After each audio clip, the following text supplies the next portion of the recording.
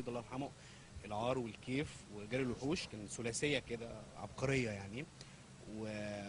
فيعني فكره مسيطره جدا يعني، جامده جدا يعني، اللي هي تغريكي ان انت تكمليها او تعمليها. بس ده ما يخوفش اي كاتب ان هو يعيد كتابه عمل اوريدي نجح مع الناس قبل كده؟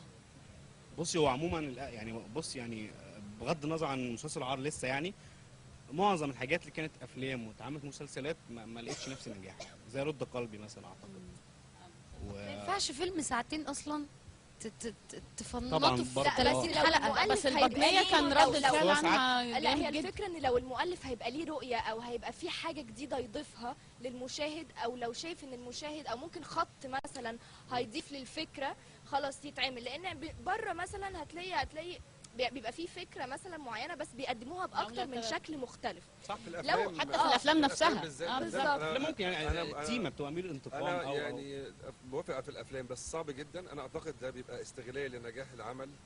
للاسف انا اسف بقول كده، لان بقى في فقر في المواضيع، فبيستغلوا طب نجيب ايه ممكن يشغلنا، نعمل حاجه تجيب سوق. وبعدين هي بتبقى موضه برضه، بتبقى يعني بعد ما اعتقدش انا يعني انا ما بقدرش اتفرج على حاجه يعني، لان برضو انا مرتبط بالحاجات القديمه دي يعني، زي العار وزي البطنيه. استحاله كلاسيك يعني، استحاله تجمعي النجوم دي بالاداء. استحاله. ممكن اعملها فيلم لو اديت معالجه ثانيه ان اعملها فيلم بنجوم كبار، لكن انا اخد حاجه اوريدي كبيره جدا واحاول بقى افردها في 30 حلقه وحتى على نفس المستوى. ترفض لو اتعرض عليك عمل كده؟ لو مش هضيف له حاجه جديده حتى على مستوى الفيجوال، يعني مستوى الصوره، انا ما اعتقدش ان هرفض. لو قدرت اعمل حاجه يعني مختلفه. يعني مثلا قول استاذ محمد ياسين عامل حاجه بديعه في الجماعه. مش هتكلم على استاذ وحيد حامد انك كاتب نص عبقري، موضوع مهم جدا. خارج المنافسه اصلا يعني على مستوى الصوره، هيك بصي على مستوى الصوره عامله ازاي، فده في حد ذاته ده.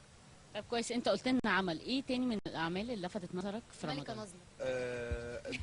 استاذ احمد معلش على فكره السؤال ده ليكوا كلكم، واحد واحد مش ممكن التسويق اللي انت عاملاه لنفسك، مش ممكن. عايز اقول بس حاجه قبل ما نقفل موضوع المسلسلات اللي بتعمل الافلام. معلش يا استاذ احمد قاطعك. انا اللي لفت نظري في مسلسل عار ان ابن الكاتب هو اللي مكمل القصه. اللي عرفته ان الفيلم بياخد من نهايه الفيلم في اول 5 حلقات. المسلسل ليه؟ اول 5 حلقات، وبعد كده وش الجمهور بيناقشوا القصه لو يقضي على مستقبله نهائيا يعني، هو مصمم يقضي على مستقبله. لا انا اعتقد ان بتكلم يعني لو في عمل كده لو بصوره جديده بالمستوى دوت من الكواليتي، طبعا ممكن نعيد اي حاجه. فانا ببعت تحيه للاستاذ محمد ياسين والاستاذ وحيد حامد، والانتاج الضخم ده حاجه تشرف بجد، وانا فخور بيه جدا ومبسوط جدا. العمل الثاني اللي بحبه عايزه اتجوز. طبعا هند صبري. هند صبري عامله دور عبقري، اول مره اشوفها في الكوميدي، ودول اكتر حاجتين انا متابعهم وحاببهم يعني. ميشيل الجماعه بشوفه 6 مرات في اليوم. ده انت بتدور على ايه؟ بعد كده احمله على الانترنت واشوفه تاني، ده لازم. ده نمبر 1. وحكايته بنعيش، هو الجماعه بس وقعدوا على الوصل. حكايته بنعيش بصراحه. دكتور محمد رفعت في اللي هي كابتن عفت، عجباني جدا الفكره والجو الجو اللي عامله الاستاذ سميح النقاش. وحاجه ثانيه انا اسف برضه ما تابعتش كل حاجه، في كارثه بقى ان قعدت اول لحد دلوقتي انت مش عارفه قناه ايه بتذيع انهي مسلسل الساعه كام. ما هم 62 مسلسل. ايه ده مسحراتي وصل.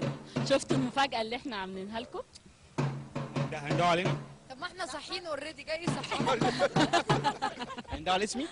انا مشيل يا مشيل. احنا بنشكركم جدا يعني، الوقت خلص بسرعه جدا، صح يا اسماء؟ وقت رائع وبجد الوقت عدى معاكم بسرعه جدا. كل سنه وانتم طيبين ونورتونا، واكيد ان شاء الله السات كوم ده هيكسر الدنيا، ومستنيين الجزء الثالث عشان نيجي بس والرابع كمان.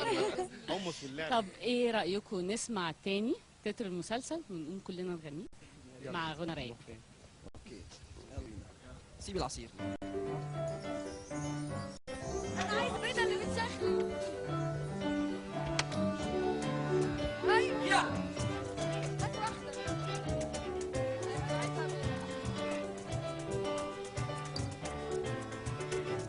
بيخلف بنات عليهم ربنا يعينه، يبات منهم تطلع عينه.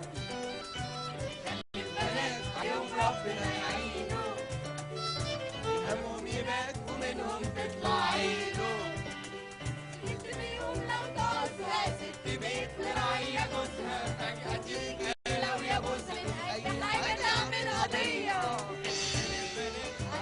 ربنا يعينه